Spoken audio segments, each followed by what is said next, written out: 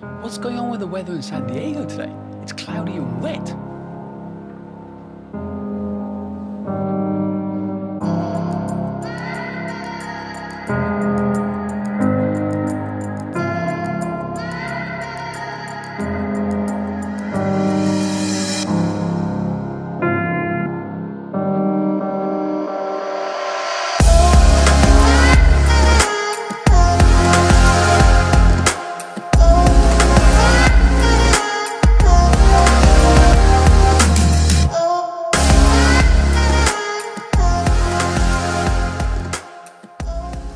God, it's so cold this morning. I've even left my jacket on. Some serious first world problems happening today. What is happening in San Diego? So I've set myself a goal for 2018, and that is to run 3 miles in 18 minutes. May sound crazy, but bear with me on this. So the goal in 2017 was to complete 1 mile in 6 minutes, which is the standard for the strength manager certification, which I did. And it was easy, having gone from no running whatsoever at all, and I really enjoyed it. I fell in love with running. And then, just before Christmas 2017, I met Tom Shibler, a good friend of ours, who took us around the Navy SEALs base, which led me to some interesting questions. Woo! Sun's coming out.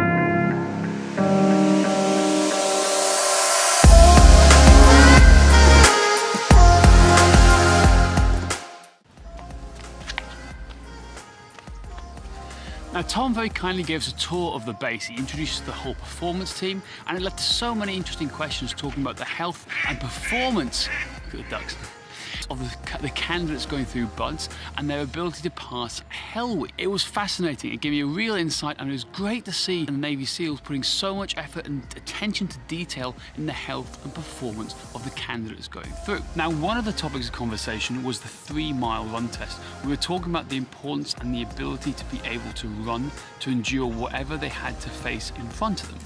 Now, when I got home, I found a study online, the biggest of its kind, and detailing the importance of performance goals when trying to pass Hell Week with the Navy SEALs and the standards. And the biggest indicator was the 3-mile run test. The study basically said that the faster your run time for the 3-mile run test, the greater your odds of passing Hell Week were. I'll share a link of the study down below. The study basically talked about how running equates to aerobic fitness, which impacts your ability to sustain work output and recover quickly after physically demanding exercise.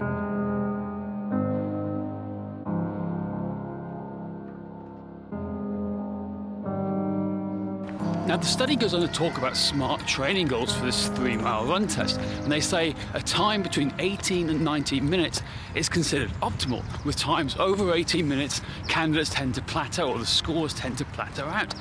It just got me thinking, and I thought, well, if I can now run a 6-minute mile, surely I can run 3 miles in 18 minutes. But looking at the bigger picture, looking at what the study says, the ability to run a 3 mile in 18 minutes has a huge carryover to life. And if my work output improves because of my ability to run, as well as my ability to recover faster, surely I can deal with anything that comes my way. So the goal is to complete this 3-mile run in 18 minutes without losing a good standard of strength, to see if it improves my overall quality of life. And that's the reason for the goal.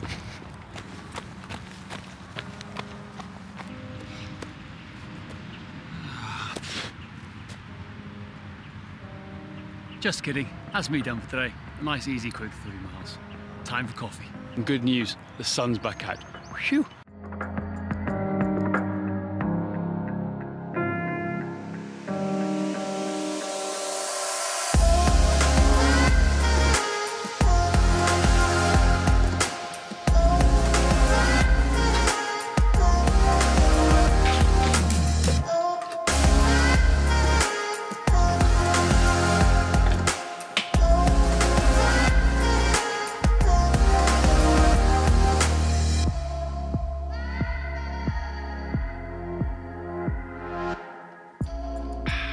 any good training plan, you need to know where you're at. And right now, I know I can run a 6-minute mile and run it comfortably. 18 minutes, 3 miles, not so much. So I need to work out where I am with my 3-mile run time. So when it comes to injuries, I'm a big believer in prevention is way better than cure. When you're adopting and doing a training plan, you should factor in the body maintenance. What do I mean by body maintenance? I mean going to see your chiropractor, your osteopath, your physiotherapist, somebody who you trust, who can put the body back into alignment. Because it's not about fixing your body when it goes wrong, it's about maintaining it like you would do with a car. So today, I'm off to La Jolla to meet up with Scott Olsen. He's gonna assess me, he's gonna give me a makeover, he's gonna see what's happening in my body and let me know where I am, what's my starting point right now, so I know what I need to work on to make sure I remain injury-free throughout this challenge. All right, let's go to La Jolla.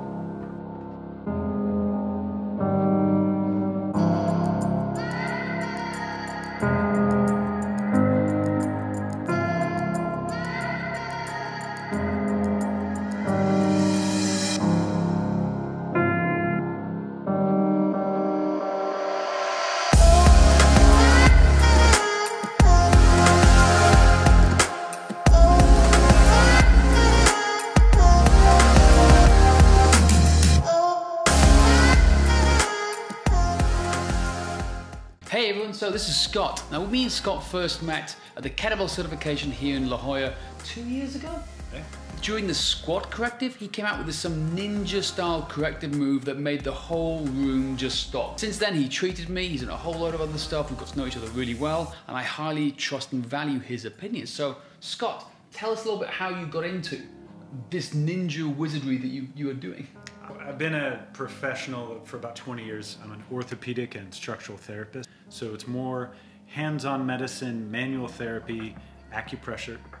And I've been treating people for about 20 years, but I've been working with specific athletes, correcting very unique movement patterns, really extensively in the last 15 years.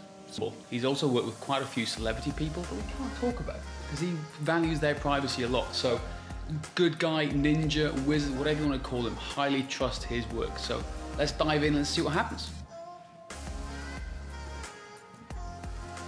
So Scott, from your professional opinion, what could potentially be holding me back and what could you be looking for when you assess me today? This year, you're going to plan out your training routine and you're going to program your workouts accordingly. When I work with you, both on the table and through movement screening, I'm going to look for things that are limiting your mobility, specifically foot ankle complex and hip, and anything that feels unstable to me. These are the things that tend to sneak into our day-to-day experiences and definitely our training to set up the bigger injuries down the road because we don't necessarily feel them while it's happening.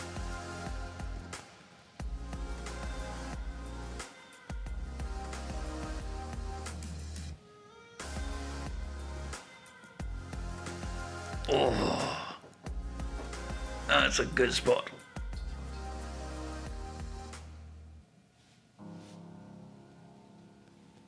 Breathe through.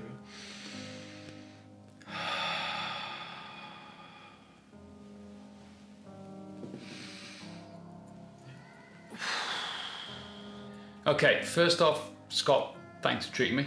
That was absolutely awesome. 3 things that came to mind when he was treating me then was, 1, how tight my right hip and my QL was, and how freaking tight my toes were. There were some parts of my body that hurt more than others, particularly my hamstrings as well, and my abductors. So I'm gonna pass it over to you. Tell the world what you saw and what you observed, and tell me if I'm fit to proceed. All right, so we'll start with the good news, and that is your mobility is great today. Something in the past year in your routine is really serving your body. You have certain restriction patterns in your fascia. So first off, you mentioned your big toes. The right big toe in particular, if it can't go into extension under load, is gonna wreak havoc with your hip mechanics. So anytime you get to stand on something to load the joint to the base of the big toe and also extend that toe, that's gonna help you out. So then further up the chain, your hamstrings, just a lot of adhesions from prior sports, I'm sure, and old injuries, but that can really disconnect how your core and your glutes engage. So stay on top of that. recently you were snowboarding, and so that really started to affect the front of the hip. All these things can add up into a really unique pain problem, or potentially even an injury cycle if you don't stay on top of the health, the hydration, and the mobility of this tissue. So working hip flexors, releasing adductors, and that psoas on the right side, all of these things really can improve performance tremendously, so your running mechanics stay really clean. So essentially, I'm not over the hill yet, and I'm fit to proceed. You're fit to proceed. Thank God for that. All right, so that's a huge thanks to Scott. I feel great, I really do. My whole right side of the body is loosened up. I didn't realize how tight I was in there. I suppose the next part I need to work with is what my training plan is going to be to help me get towards this goal. So this is where I'm going to start working with Phil McDougall in conjunction with Scott to put the whole training plan together. So I hope you really enjoyed it. I love having this type of work done. I love learning more about the human body, how it moves, how it functions, how I can feel better, and ultimately how I can perform better. Check him out on beyondthemuscle.com. Time for some food, I think. Stay tuned for the next episode.